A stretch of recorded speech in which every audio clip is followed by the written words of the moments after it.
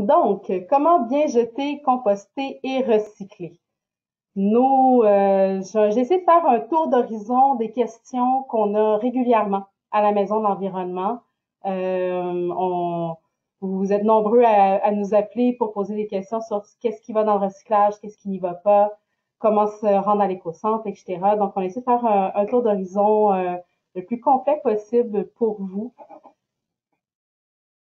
Donc, donc c'est ça. Donc, comme je disais, je vais parler de déchets, de compostage, de recyclage, des éco-centres. Quelqu'un qui dit qu'il n'entend rien. Je vais m'assurer que le micro est ouvert. Excusez-moi. Mon micro est ouvert. Est-ce que, Laurent, tu m'entends? Oui, je t'entends bien, oui, ça marche. Je vais OK. essayer de régler ça avec la personne. D'accord. C'est peut-être un problème technique sur votre ordinateur. C'est bon. Merci, Laurent, de ton soutien. Donc, ben, je vais peut-être je vais laisser Laurent voir avec la personne. Donc voilà, je vais faire un tour d'horizon des questions de tous les déchets qu'on a à se départir. D'abord, qui on est? La Maison de l'Environnement, pour ceux qui ne nous connaissent pas, on est l'écoquartier de Verdun. Donc, on est là pour vous offrir un service de première ligne sur toutes vos questions liées à l'environnement. On est là pour vous donner vos bacs de compost, vos bacs bruns, les bacs gris et verts de recyclage. Mais on est aussi là pour faire la sensibilisation. On a énormément de projets. On travaille sur la gestion des matières résiduelles, on soutient les événements à Verdun pour qu'ils soient plus éco-responsables. On a un projet d'accompagnement de famille en mode zéro déchet depuis 2 ans. C'est moi qui en est responsable. J'ai aussi mon collègue Laurent qui est avec nous ce soir en chat, qui s'occupe de gaspillage alimentaire, d'un circuit court de récupération dans des commerces, qui va chercher les aliments invendus et les redonne aux organismes en sécurité alimentaire. Donc, on touche vraiment beaucoup de choses. La corvée des nettoyages des berges, vous nous voyez souvent chaque année, 1 à 2 fois par année, la faire. Cette année, malheureusement, avec la COVID, on a dû l'annuler, mais on a très hâte de vous y retrouver l'année prochaine, on l'espère, qui sait. On verra comment se passent les choses. Donc voilà, on a plein de projets, plein de choses. On a un site web que je mettrai à la fin si vous avez d'autres questions aussi sur ce qu'on fait à la Maison de l'Environnement. Petit portrait général. Donc, les déchets. On s'en débarrasse correctement? D'abord, j'avais envie de vous nommer à quel point on en produit des déchets. Au Québec, les dernières données de Recyc Québec sont qu'on produit 697 kilos de déchets par habitant par année. C'est énorme. Le Canada a une moyenne qui nous bat un petit peu, mais pas tant de plus, de 777 kilos dans un article de la presse de 2019, donc des données quand même assez récentes. On, on fait beaucoup, beaucoup, beaucoup de déchets. On est dans les plus grands producteurs de déchets au monde, parmi les plus grands. Donc, c'est à garder en tête. Je vais essayer de vous amener à voir comment on peut mieux réduire aussi notre quantité de déchets, pas juste aussi bien s'en débarrasser, mais aussi la réduire éventuellement. Commençons par la base. Euh, Commençons par la base, les collectes qu'on a toutes les semaines, j'ai voulu vous les remettre. Je suis certaine que vous savez tous quand sont les collectes à chaque semaine pour votre secteur, mais il y a des petits détails parfois qui peuvent manquer, qui peuvent nous avoir échappé. Donc, les meubles rembourrés, capitonnés ou matelassés, donc les matelas, les divans, les chaises avec une rembourrure, peuvent être déposés dans la collecte des déchets, donc dans la collecte hebdomadaire, celle qu'on a toutes les semaines, et non dans celle des encombrants. Vous n'êtes pas obligé d'attendre au X vendredi du mois qui est dans votre secteur pour les encombrants, qui eux sont vraiment une seule fois par mois. Donc, ça permet quand même de se débarrasser de certaines choses beaucoup plus souvent. Petite chose sur la collecte des encombrants, ceux qui sont dans le secteur 4, c'est le quatrième vendredi du mois et il y a certains mois qui ont 5 semaines. Donc, ce mois-ci, par exemple, Faites bien attention, ce ne sera pas le dernier vendredi du mois, mais bien le quatrième. Faites bien attention pour déposer vos encombrants le bon jour. Et pour les encombrants, c'est un maximum de 2 mètres cubes environ par habitation. Donc, tout le reste, déchets, matières recyclables, résidus alimentaires et résidus verts séparément des résidus alimentaires, on les dépose le même jour. Ici, je vous ai mis le InfoCollect. Si vous tapez ce mot-là dans Google, ça va vous amener à une page de la ville de Montréal où vous pouvez taper votre code postal à cet endroit et vous aurez tous ces détails-là, si jamais vous voulez les retrouver. Donc, je disais que notre poubelle, elle est très grosse. On produit énormément de déchets. Comment on peut réduire? Une des premières étapes, c'est d'envoyer nos matières organiques, d'envoyer nos résidus alimentaires au compostage. Parce que c'est près de la moitié de la poubelle. En fait, c'est 44% de la poubelle qui serait composée de matières organiques. Donc, on a une bonne partie qu'on serait capable de revaloriser d'une autre manière. Donc, on a 4 manières de se débarrasser de nos résidus alimentaires. On a les composteurs domestiques. On en a ici à la Maison d'Environnement. C'est les gros bacs noirs qu'on voit ici dans le coin à gauche. Ils sont au coût de 20 $. Ça vous permet d'avoir votre composteur directement dans votre cour si vous avez cette chance. Vous avez le vermicompost. Si jamais vous en avez besoin, on en donne gratuitement selon nos stocks de vermicompost. Vous pouvez peut-être juste nous contacter avant si on est en mesure d'en donner au moment où vous voulez. Mais le gros désavantage, je dirais, du vermicompost, c'est que ça permet pas de dégrader toute la nourriture que vous allez, tous les résidus alimentaires que vous allez produire dans une semaine. Personnellement, quand j'en ai eu, avec 2 gros bacs, on prend des bacs bleus qu'on a percé des trous. J'avais 2 gros bacs bleus et c'était pas suffisant pour 3 personnes. Donc, c'est peut-être l'espace qui est parfois complexe à avoir pour avoir suffisamment de vermicompost à la maison. Et il y a les composteurs communautaires. On a 4 endroits à Verdun où vous pouvez utiliser les composteurs communautaires. C'est la Maison de l'Environnement qui s'en occupe. Pour participer, vous nous contactez, on vous donne les informations. Il y en a un au Parc Poirier, au Centre Marcel Giroux, dans le stationnement de la mairie. On en a aussi un au Brise-des-Fleuves, mais il est plein. Je ne peux pas prendre de nouveaux participants. Mais si jamais vous avez envie de participer, vous pouvez nous contacter certainement. Ceci dit, le gros désavantage de ces 3 premières manières-là de faire du compost, c'est que c'est seulement pour les fruits et légumes. On ne pourra pas mettre de viande ou de produits laitiers, principalement parce que ça va attirer la vermine et que ça va faire des odeurs assez horribles. Donc, malheureusement, ces éléments-là ne peuvent pas être acceptés dans ces 3 techniques-là de compostage. Donc, c'est pourquoi on a la collecte des résidus alimentaires qui permet de mettre tous ces résidus alimentaires.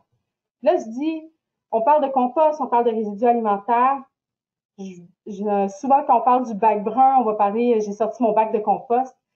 C'est pas tout à fait vrai. Le compost, c'est notre terre noire. C'est la terre noire qu'on va obtenir à la fin de la décomposition de nos purs de fruits, de légumes, etc. Donc, c'est correct, on va se comprendre quand même quand on dit notre bac de compost, mais c'est des petites précisions. Donc, collecte des résidus alimentaires, le fameux bac brun, qui est disponible pour les habitations de 8 logements et moins. Éventuellement, la collecte va être, la Ville de Montréal prévoit ouvrir la collecte à plus d'habitations. C'est que présentement, une usine de compostage est en construction, donc c'est en attente. Ça va venir. Il va y avoir un jour une annonce là-dessus, mais c'est en construction. La collecte des résidus alimentaires, au bout de l'année, nous donne du compost, notre belle terre noire, qu'on redistribue aux citoyens gratuitement 2 fois par année normalement. On a dû annuler notre distribution du printemps et de cet automne pour cette année, mais on espère pouvoir vous le redonner l'année prochaine. Mais donc, en temps normal, vous avez 2 fois des distributions gratuites de la terre noire qui en résulte. Donc, qu'est-ce qu'on peut mettre dans notre bac brun? Ça peut sembler évident, et pourtant, dans les centres de compostage, ils trouvent toutes sortes de choses. Donc, je prends le temps quand même de revenir là-dessus, de qu'est-ce qu'on peut y trouver. En gros, donc on le dit, on composte des résidus alimentaires, on parle de restants de table, on parle d'épluchures pour préparer vos repas, on parle de poches de thé, de marques de café. On peut y mettre du papier et du carton souillé. Donc, si votre boîte de pizza est très engorgée de gras, découpez-moi ce morceau-là, vous pouvez le mettre au compost sans problème, au bac brun. Donc, papier et carton souillé, c'est l'endroit pour les mettre. Euh, Ceci dit, on essaie de garder, si le papier et le carton est propre, on essaie toujours de prioriser le recyclage. Il va avoir une autre vie utile. Donc, ce qui est refusé dans la collecte des résidus alimentaires à Verdun, c'est les résidus verts, mégots de cigarettes, couches et serviettes hygiéniques, cire, litière pour chat. Litière pour chat, je prends le moment de m'arrêter sur ce point-là. Je sais qu'il existe de la litière pour chat compostable qui est vendue comme étant compostable. Donc, on a des fois des appels de gens qui nous demandent s'ils peuvent le mettre dans le bac brun. Donc, je le répète, c'est une collecte de résidus alimentaires. Déjà là, ça réduit le spectre, mais c'est aussi que la litière pour chat, même si elle va se dégrader, elle va comporter des pathogènes. Donc, on veut vraiment pas qu'elle se retrouve dans le bac brun. En fait, il y a des pathogènes qui peuvent survivre jusque dans la terre noire qu'on va obtenir à la fin. Donc, on veut pas ça. Donc, c'est interdit. Je sais que ça semble vraiment évident de ne pas mettre des résidus domestiques dangereux, des matières recyclables, mais c'est des choses que malheureusement il faut dire. Des choses qui peuvent être moins évidentes.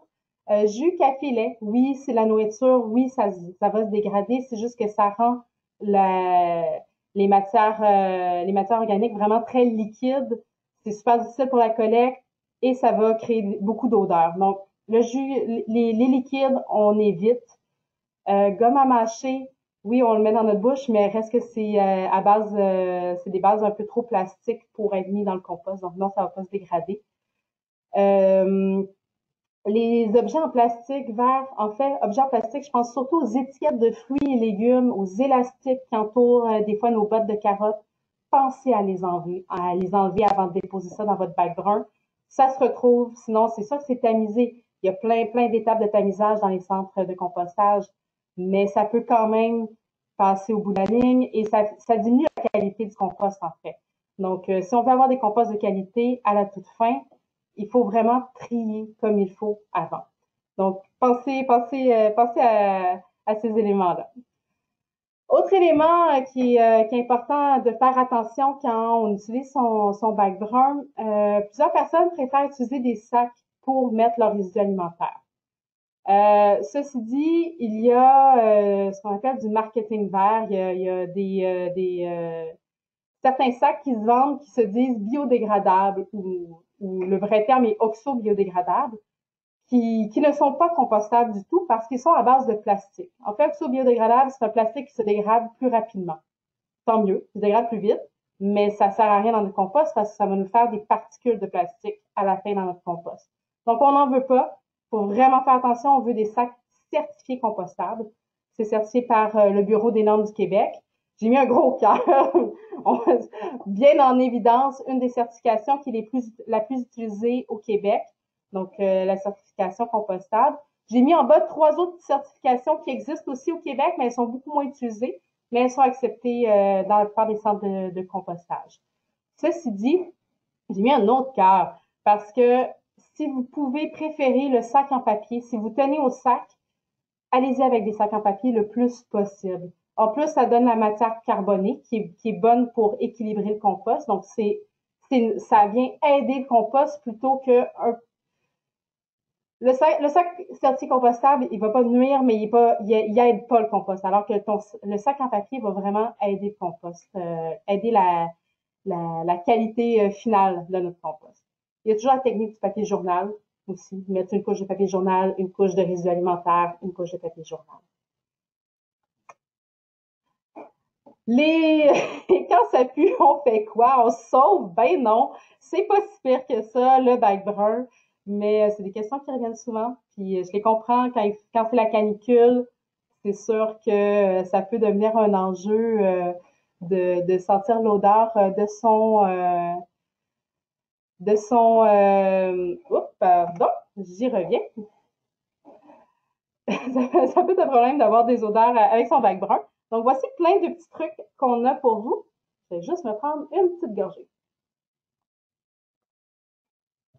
Donc, je disais, au fond, on veut éviter que les mouches, qu'il y ait trop, qu'il y ait des insectes qui se déposent, entre autres, les mouches à fruits, qu'il y ait des mouches qui pondent des œufs, le plus possible. Donc, on met une couche humide, une couche de matière sèche. Ça peut être du papier journal, ça peut être des feuilles mortes. C'est le temps de s'en accumuler à l'automne. Euh, donc, de faire l'alternance, ça permet quand même d'éviter un peu les odeurs ou de déposer à tout le moins au moins une feuille de papier journal par-dessus une fois qu'on a terminé de les déposer. Les sacs de papier vont aider aussi, ça va faire un peu le même effet. Mettez pas de gazon coupé dans votre compost. Le gazon va fermenter, donne une odeur très forte. Laissez-le au sol. De toute manière, ça nourrit aussi votre sol. Si ça pue, vous pouvez toujours mettre du bicarbonate de soude ou un peu de chaud. Ça va aider à diminuer les odeurs. Je disais tantôt, on évite les liquides. Clairement, ça vient empirer la chose. Si vous n'avez pas beaucoup de place dans votre congélateur, il y a beaucoup de personnes à qui on recommande de prendre le petit bac beige et de le mettre au congélateur. Mais pour plusieurs, on n'a pas vraiment cet espace-là. On utilise notre congélateur.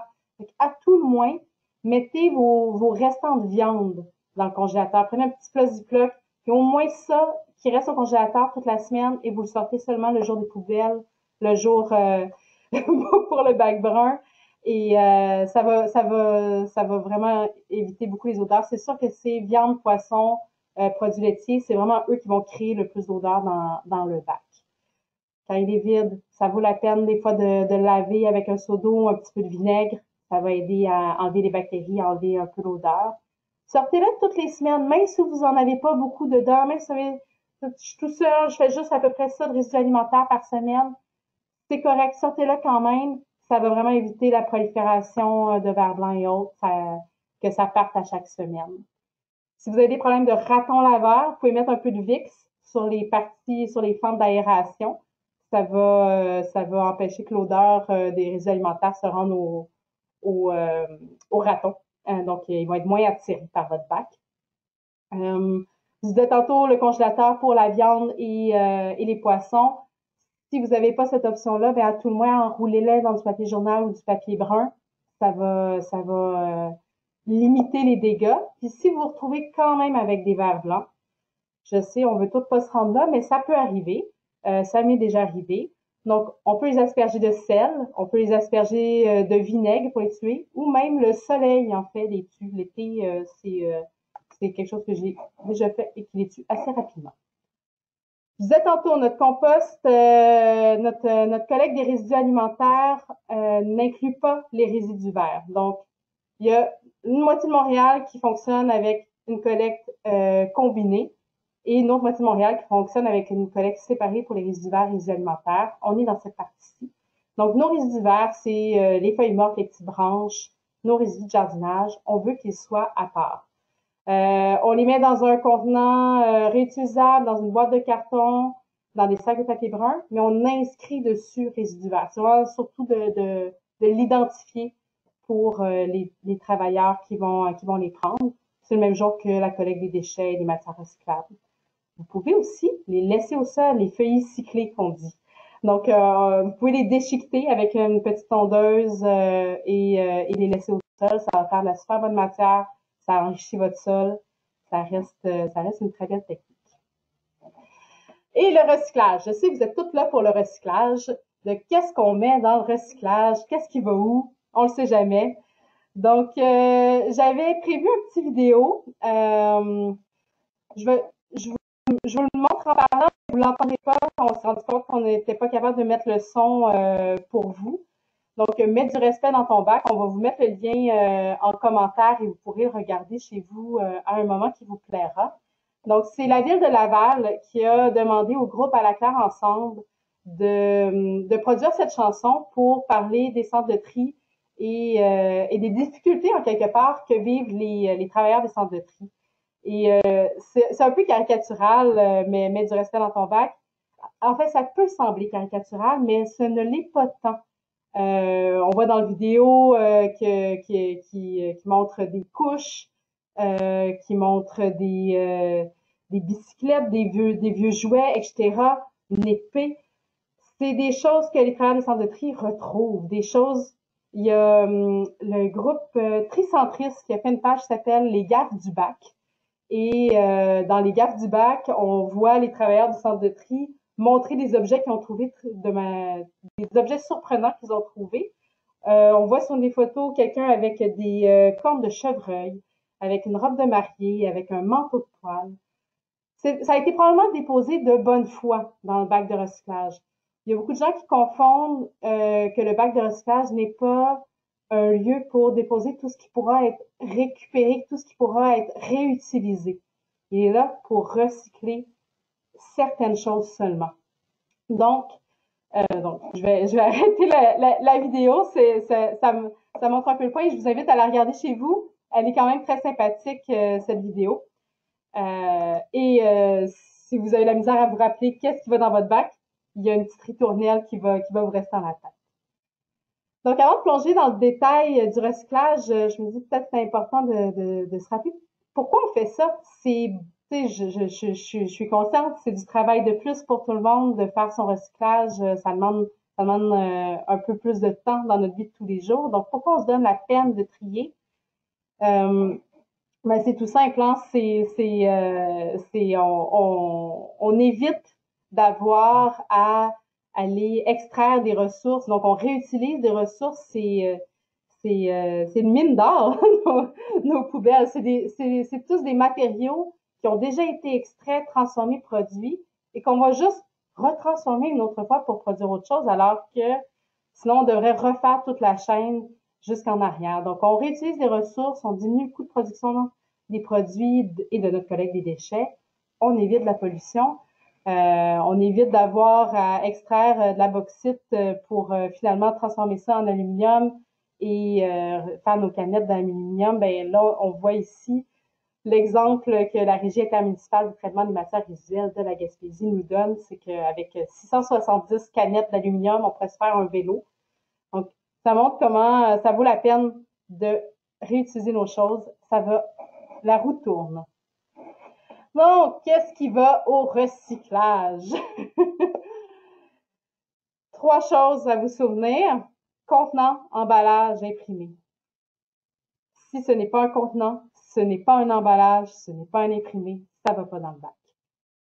Déjà, vous venez de réduire énormément les choses que vous pouvez y déposer. Un jouet, même s'il est tout d'un seul plastique, non, il ne va pas au recyclage. On est vraiment dans un système où c'est seulement nos contenants, nos emballages, nos imprimés qui y vont. Donc, à l'intérieur de la grande catégorie des contenants et emballages, plastique, verre, métal, carton de lait et de jus. Je sais, des fois, les gens se disent, ah, mais là, c'est ciré, c'est plastifié. C'est correct. Carton de lait et de jus, il n'y a pas de problème, c'est recyclé. Les cartons de type Tetra Pak, il y a une technologie spécifique pour ça. C'est recyclé tout à fait aussi. Ça va devenir votre meilleur ami. Ça va où? Ça va où? C'est un outil que Recycle Québec a développé. J'ai un beau petit quiz pour vous à la fin de tout ça, pour lequel j'ai utilisé Ça va où à fond la caisse. Donc, vous pouvez le télécharger sur votre téléphone si vous en avez un. Sinon, il fonctionne vraiment très bien sur Internet sans problème. Vous rentrez le nom de votre municipalité. J'imagine que la plupart d'entre vous ici ce soir sont de Verdun. Donc, vous rentrez Verdun, ça va apparaître. Pardon, je me suis auto-déconcentrée. Donc, vous rentrez le nom de votre municipalité et ensuite, ça va vous apparaître une possibilité d'aller chercher, de mettre n'importe quel nom d'objet et ça va vous dire ça va au recyclage, à l'éco-centre, à la poubelle. Ça va vous donner les détails de qu'est-ce qu'on fait avec ça. Donc, c'est vraiment un outil merveilleux à avoir sous la main. Toutes les questions que vous allez avoir après cette conférence, si vous en reste, c'est sûr qu'il va vous en rester, vous allez pouvoir les répondre avec cet outil-là pour la grande majorité. J'ai un premier mini quiz. Il est tout petit, j'ai 2 questions. J'aimerais qu'une personne réponde. On serait en conférence en personne, je ferais lever plusieurs mains, je laisserai un peu tout le monde répondre, mais je vous inviterai à ouvrir votre micro puis à me donner une réponse. Donc, je vais lire la question, puis je vous invite à ouvrir votre micro puis à me donner un vrai ou faux. Donc, est-ce qu'il est nécessaire de nettoyer les contenants avant de les mettre dans le bac de récupération, sans quoi ils ne pourront pas être recyclés?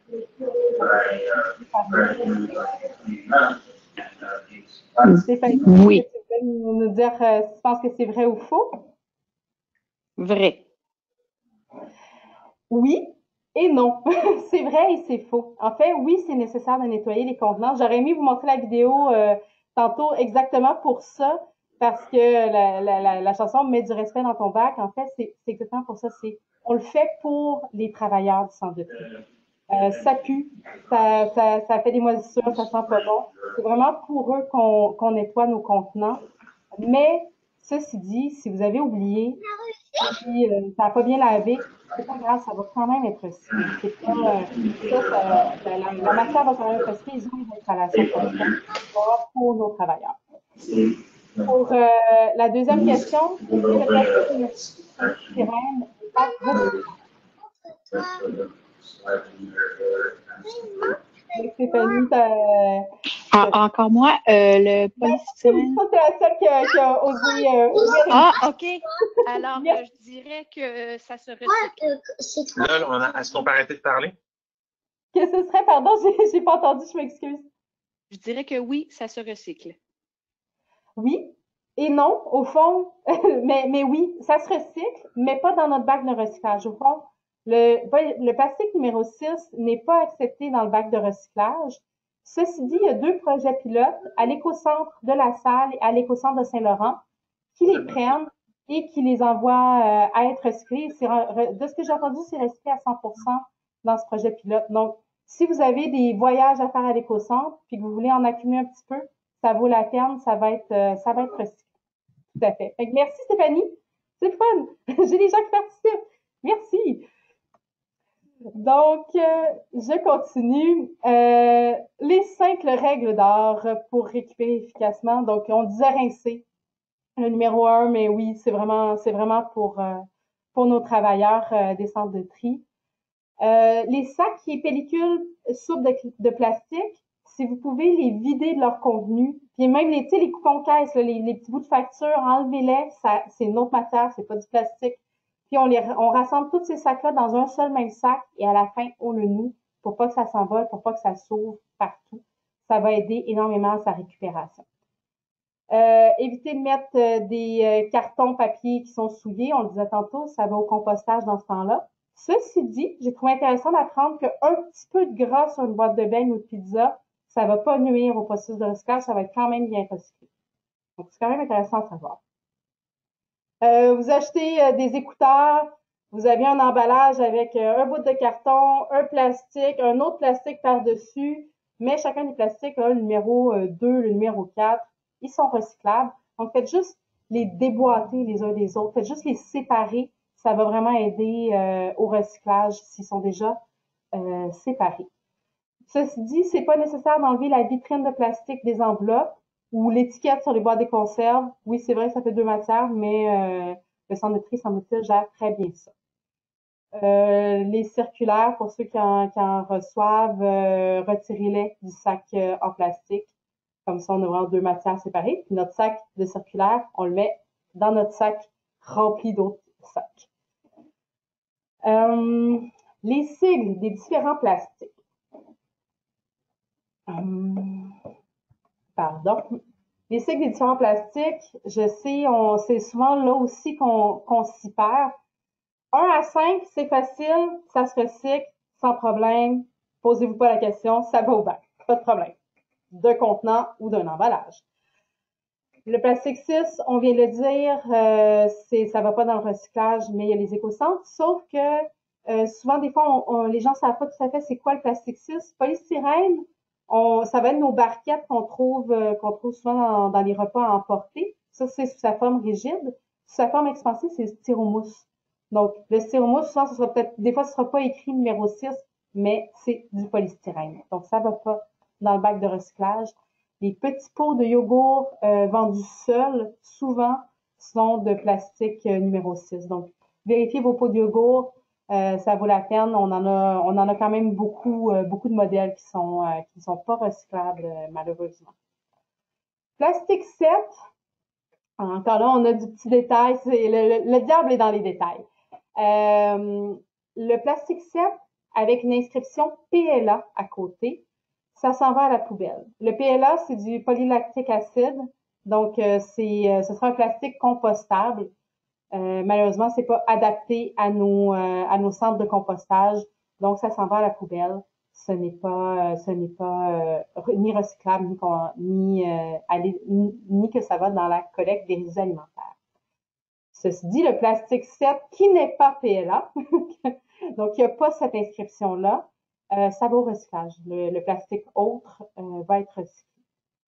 J'ai mis la petite boucle de Mobius ici en bas parce qu'elle porte souvent confusion. On a tendance à croire que ça permet que tout soit recyclable. Tu sais, des fois, on va l'avoir sur des objets, une chaise, peu importe. Mais je le redis, le bac de recyclage, c'est vraiment pour les contenants et emballages. Donc, c'est pas parce qu'il y a le logo de Mobius qu'on peut le mettre au bac de recyclage.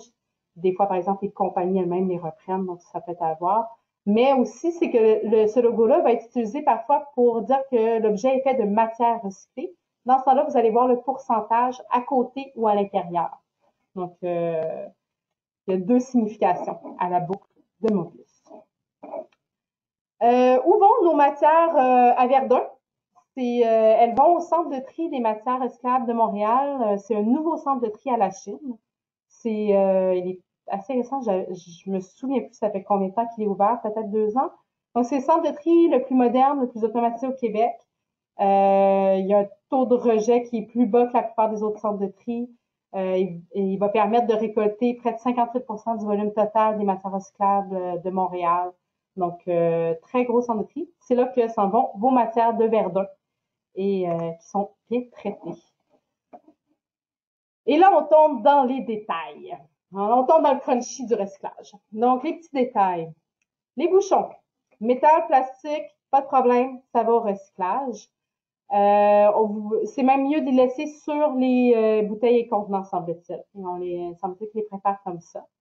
On l'a dit déjà, les étiquettes, on peut les laisser, c'est pas de problème. Bouchon de liège, ça va au compost. C'est compostable le liège. Les bouchons imitation liège, donc en plastique, mais c'est un plastique non identifié, ça va à la poubelle. La consigne, je sais que c'est pas tout à fait dans le recyclage, mais des fois, les gens se demandent à quoi sert la consigne ou est-ce que ça vaut la peine versus le recyclage. La consigne a un meilleur taux de récupération des bouteilles et canettes qui vont y être ramenées. C'est un très haut taux de récupération et ça donne une très bonne qualité finale de produit quand on va, par exemple, envoyer le verre, les bouteilles, les vitres, les bouteilles à devenir de la vitre broyée. Ça donne une très bonne qualité. Donc, la consigne a vraiment une pertinence. Elle permet, c'est pour ceux qui ne seront pas réutilisés. Mais les bouteilles brunes, le système de bouteilles brunes, donc les contenants à remplissage multiple qu'on dit dans le jargon du recyclage, les bouteilles brunes qui sont consignées, elles sont réutilisées 10 fois et j'ai vu des chiffres des fois jusqu'à 15 à 18 selon les sources. Donc vraiment, les bouteilles brunes, ça vaut la peine. C'est une bouteille qui va servir 10 fois. C'est une bouteille, donc on n'a pas eu besoin de produire 10 autres bouteilles. Ça vaut vraiment la peine. Je sais, c'est pas simple en temps de COVID. J'ai fait le tour des principaux lieux à Verdun pour ce soir pour vous dire qui avait recommencé à prendre les bouteilles consignées. Les 2 IGA de Verdun m'ont dit qu'elle allait recommencer à partir du 1er novembre. C'est quand même très bientôt. C'est pas recommencé, mais c'est quand même très bientôt.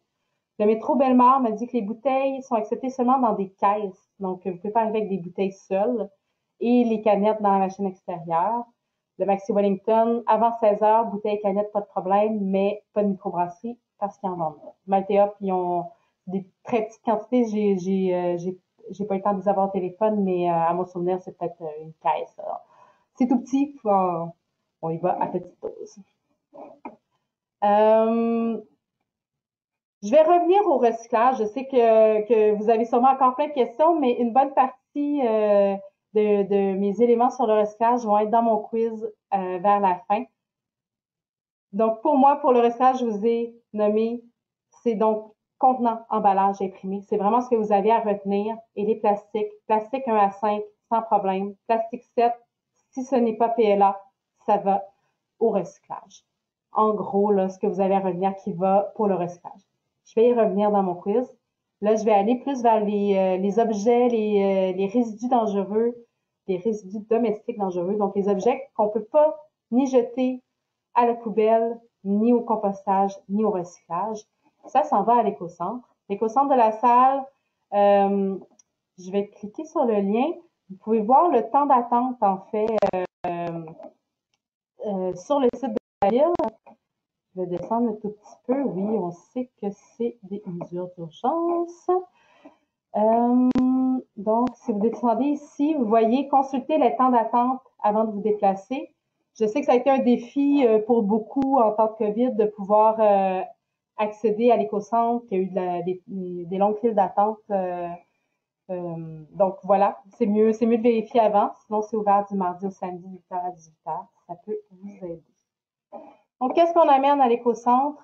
Tout ce qui est, comme je disais, un peu tout ce qu'on met pas à la poubelle parce que c'est dangereux, parce que ça demande un traitement spécifique. Les ordinateurs, télévisions, imprimantes, je sais que ça ne nous paraît pas dangereux à prime abord, mais il y a des matières à l'intérieur, il y a du cadmium, du plomb. Donc, on retrouve certaines composantes qui sont problématiques et qui, si elles ne sont pas récupérées de la bonne manière, peuvent contaminer l'environnement et notre santé. Donc, on veut qu'elles soient bien récupérées.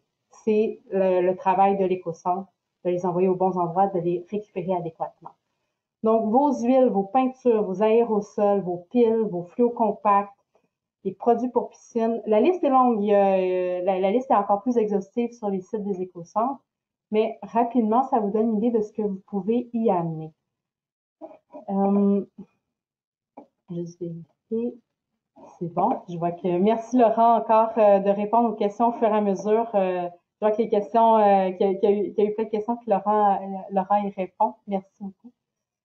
Donc, globalement, ce qu'on amène à l'éco-centre, c'est nos résidus domestiques dangereux. Ceci dit, il y a certains éléments qui peuvent être apportés à d'autres endroits. Je vais vous en montrer quelques-uns.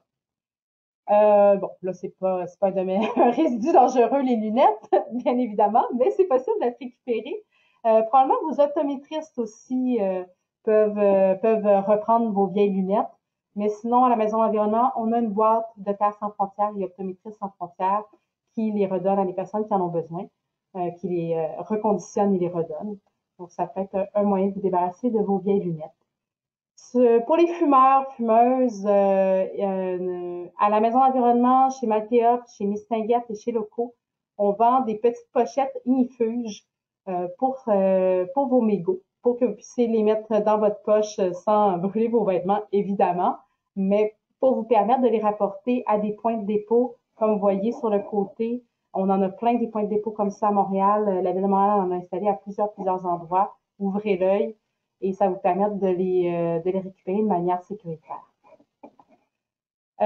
Stylo et feutre, c'est une collecte un peu particulière. On a une boîte pour ça à la Maison de l'Environnement. Je connais pas d'autres points de collecte à Verdun. Peut-être qu'il y en a d'autres à Montréal, mais c'est une TerraCycle, une entreprise qui dit recycler tout ce qui ne se recycle pas. Et donc, qui est un projet d'une citoyenne de Verdun qui nous a demandé d'avoir un point de collecte pour ça. Voilà, on a le point de collecte. Vous pouvez venir nous porter vos vieux stylos. Ampoules fluo compactes. C'est pas simple, les ampoules fluo compactes. Je sais qu'à Verdun, en fait, on n'a aucun point de dépôt à Verdun spécifiquement. Il y a Recycle Fluo, la carte, le site Recycle Fluo vous permet d'avoir une carte des endroits où vous pouvez ramener vos ampoules fluo compactes. Le point le plus proche de Verdun que j'ai trouvé se situe au Rona sur Notre-Dame dans Saint-Henri. Ceci dit, ça vaut la peine d'aller voir le site de Recycle Fluo. Peut-être que vous vous déplacez à d'autres endroits dans Montréal et qu'il y a d'autres endroits qui sont proches de votre lieu de travail, de votre lieu d'études, peu importe.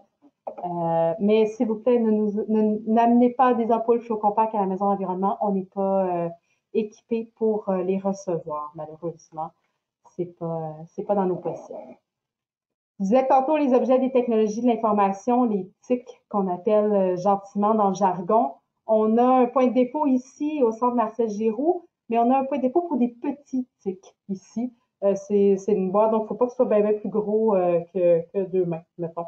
Donc, on peut quand même en prendre quelques-uns. Sinon, évidemment, l'éco-centre, c'est des choses plus grosses. Semble-t-il que Renaissance les reprendrait et aux ateliers municipaux, mais moyennant un petit coût, donc que je connais pas le montant. Vos médicaments périmés, ne les jetez pas à la toilette, ne les jetez pas à la poubelle, c'est un contaminant. Ça va à la pharmacie. Normalement, les pharmacies doivent les reprendre. J'avoue, j'ai pas essayé en temps de COVID, mais c'est vraiment important, ne jetez pas ça à la toilette. Je sais que c'est un enjeu des fois pour les centres, pour les égouts, ça devient problématique. Les piles, il y a des points de dépôt partout à Montréal. À la Maison d'environnement, oui, on en a un, mais il y en a dans beaucoup, beaucoup de pharmacies. J'en ai vu dans des universités, dans toutes sortes d'endroits. Il y a des boîtes maintenant.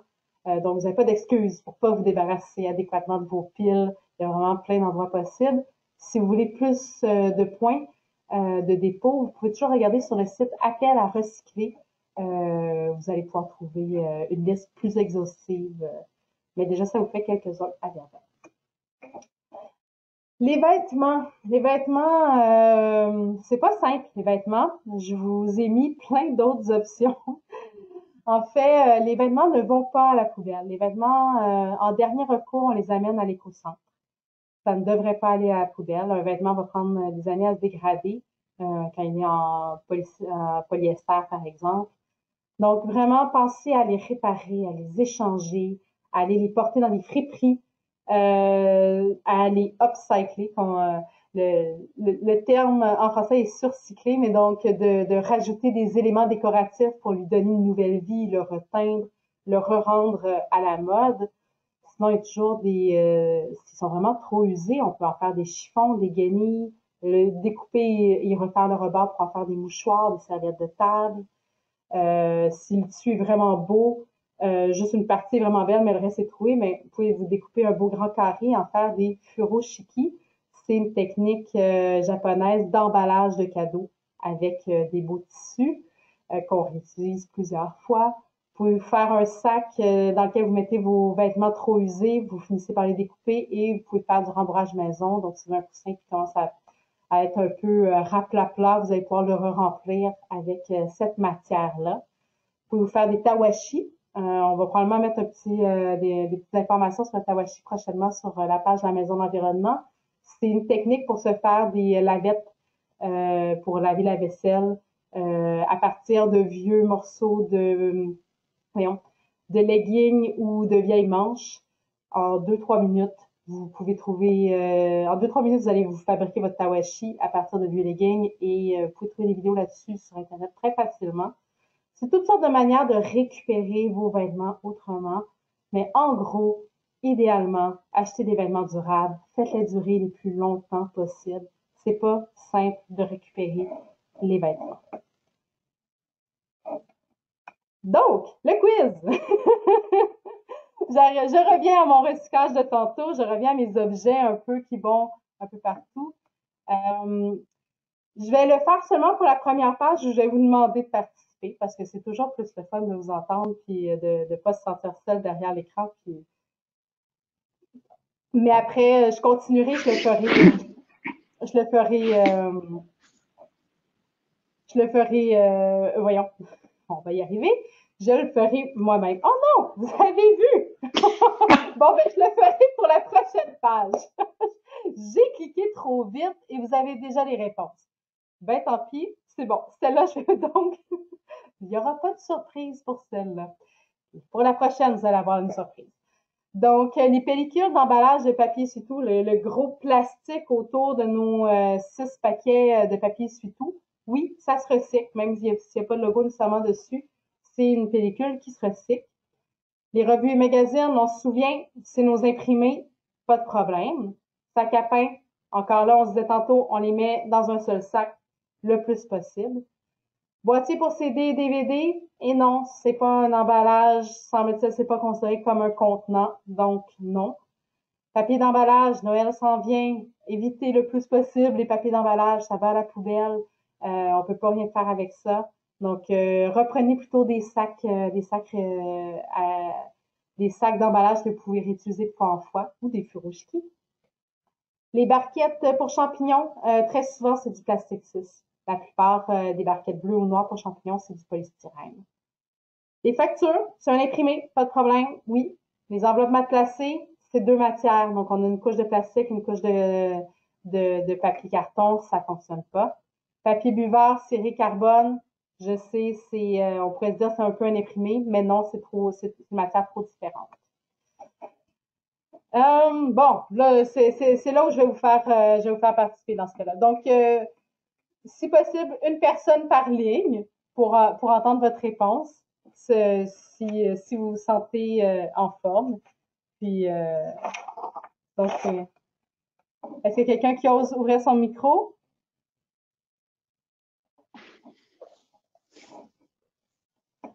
Peut-être, peut-être pas. C'est bon, c'est correct. je vais les dire moi-même, pas de problème. Donc, sac de boîte de céréales, mais dans ce cas, je vais aller directement aux réponses.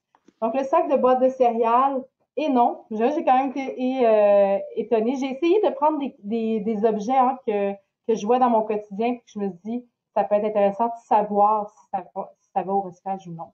Donc, le sac, oui, il est en plastique, mais c'est un emballage, mais non, c'est pas un plastique qui est recyclable. Les dosettes de café, oui, mais mettez-les dans le sac de la compagnie. S'ils sont lousses, ils seront pas recyclés. Jouets en plastique numéro 1. C'est trompeur des fois le jouet en plastique numéro 1 parce que justement on voit le logo, on voit que c'est numéro 1, on se dit hey, ce serait recyclable, c'est un plastique de type recyclable.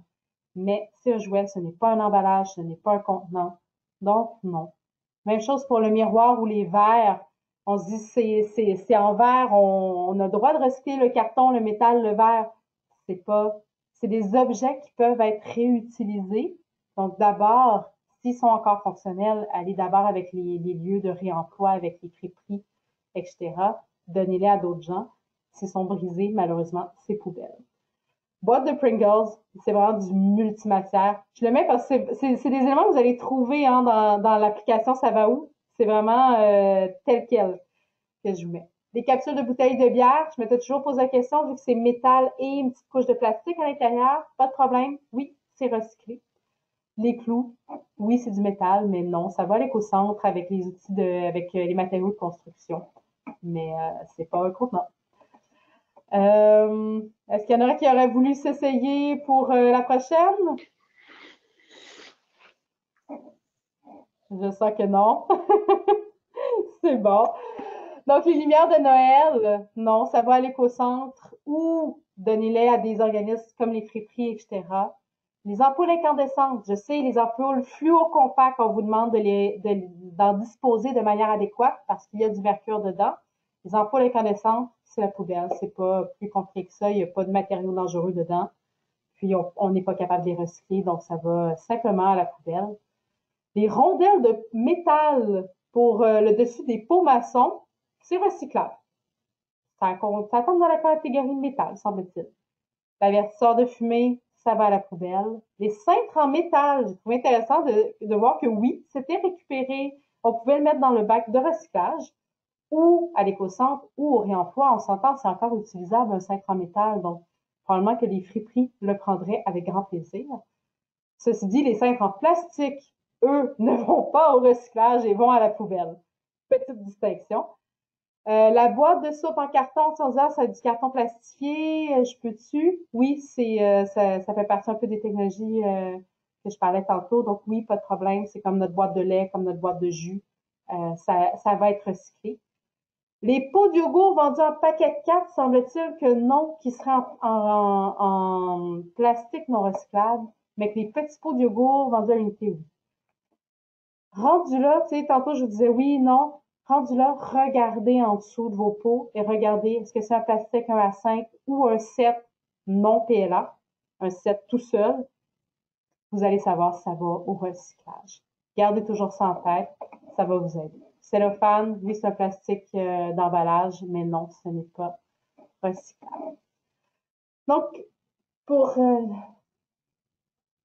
j'ai terminé ma grande catégorie recyclage. Pour terminer un peu tout ça, j'avais envie de vous rappeler que des déchets, peu importe que vous le mettiez au compostage, au recyclage ou vous en disposez adéquatement à l'éco-centre, c'est des objets quand même qui ont demandé des ressources. On les a produits, on a extrait des minéraux ou des ressources naturelles pour pouvoir les produire. On les a transformés une première, une deuxième, une troisième fois.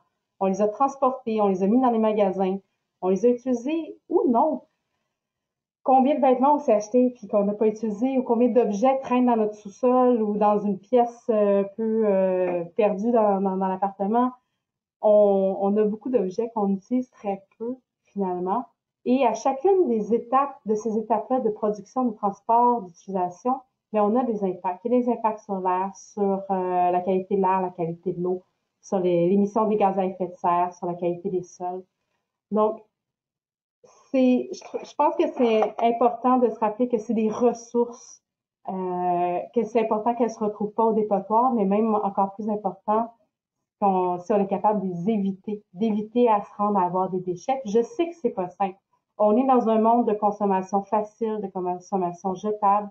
C'est un petit peu être à contre-courant du monde dans lequel on vit. Je comprends tout à fait le défi.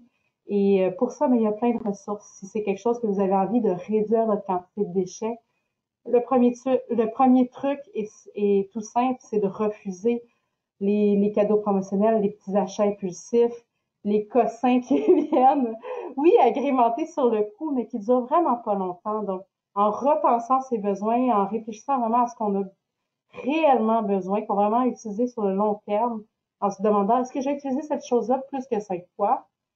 Ben, déjà, on va avoir éliminé certaines choses. Ceci dit, ça demande des changements, j'en suis tout à fait consciente, mais si c'est des choses qui vous intéressent, il y a plein de ressources, qu'on appelle ça zéro déchet ou simplicité volontaire ou minimalisme. Vous allez trouver plein de personnes qui ont écrit plein de choses intéressantes, plein de petits trucs faciles à suivre. La Maison de l'Environnement, ça fait 2 ans qu'on accompagne des personnes en mode zéro déchet. Fait qu'on a accumulé pas mal d'informations et de ressources qu'on a mis sur notre site web. Si vous voulez trouver une liste de ressources, une liste d'autres sites web ou aller chercher des trucs ou on a consulté les quelques fiches qu'on a fabriquées, c'est de l'information qui nous fera plaisir de vous transmettre. C'est sur notre site web dans la section projet zéro déchet. Mais plein d'autres groupes. Il y a l'Association québécoise de zéro déchet qui organise un festival là-dessus dans 2 semaines.